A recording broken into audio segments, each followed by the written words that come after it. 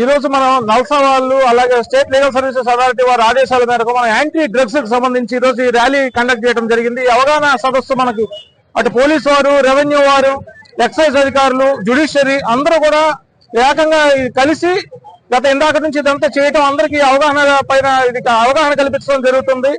మనందరికీ తెలిసిందే, యువత ఎక్కువ ఇప్పుడు ఈ డ్రగ్స్ కి బారిపడి వాళ్ళు ఒక అమూల్యమైన జీవితాలని వృధా చేసుకుంటున్నారు.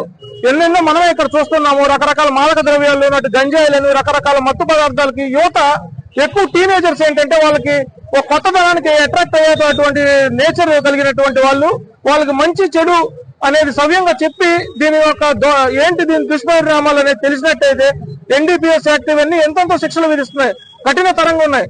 ఆఖరికి మనకి మోటార్ ధర్మానికి కాపాడాల్సిన యువత ఈరోజు నిర్వీర్యం అవుతుంది కేవలం డ్రగ్స్ వల్లే. అందువల్ల ఈరోజు అందరూ అధికారులు యాంటీ డ్రగ్స్ అనేది దానికి క్యాంపెయిన్ చేస్తూ అందరికి అవగాహన సదస్సు కల్పించడం జరిగింది. మీరు మాట్లాడండి. అలాగే ఈ మధ్య యాక్సిడెంట్స్ జరగటము ఇక్కడ మనం చూస్తున్నాం. ఈ మధ్య కర్నూలు బస్ యాక్సిడెంట్ లో 19 మంది సజీవ దహనం అయ్యారు. దానికి మెయిన్ ప్రాథమికంగా చెప్పింది ఏంటంటే టూ వీలర్ నడిపేటువంటి వ్యక్తి మద్యం సేవించి ఉండటం వల్ల అదుపు తప్పి బస్సు కిందకి వెళ్ళిపోవటం వల్ల అది ఫైర్ అనేది ఎరప్ట్ అయ్యేలా జరగడం జరిగింది.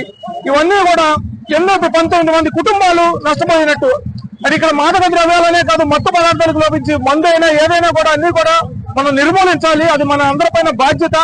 అందువల్లే ఇప్పుడు చాలా మంది అనుకుంటారు ఏంటబ్బా ఇప్పుడు డ్రంక్ అండ్ డ్రైవ్ లో 10,000 జరిమానాలు, 30 రోజులు, 60 రోజులు, 90 రోజులు అనేది. 10,000 జరిమానా, 30 రోజులు జైలు శిక్ష వల్ల మనిషి అదృశ్యం అవడు. కానీ యాక్సిడెంట్ అయ్యి జరగడానికి జరిగితే కుటుంబాలు అదృశ్యం అవుతున్నాయి.